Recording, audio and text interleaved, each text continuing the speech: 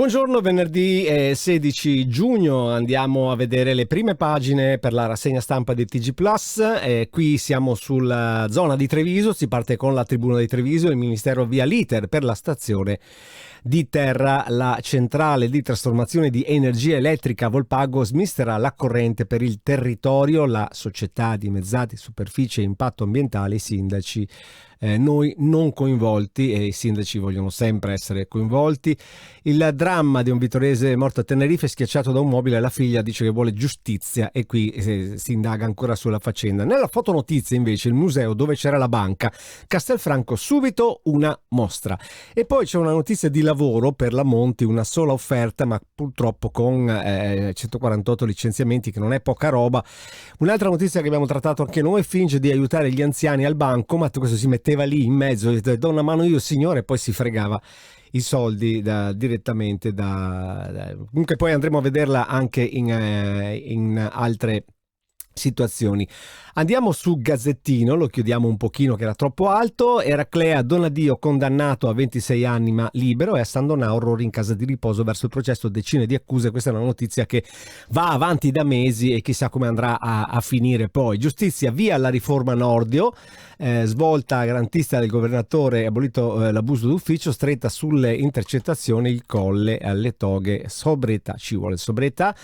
Questa app, l'esperimento di Google, che la visione immersa a Venezia di alcuni luoghi volando su Venezia con il telefonino, è bellissima. Altre notizie che troviamo di spalla, che abbiamo già visto nelle altre edizioni: i nostri ragazzi spaventati di fronte agli ostacoli, il dopo Silvio, Giorgia vanno nel patto per difendere Mediaset, se ne parla ancora e se ne parlerà per un bel pezzo.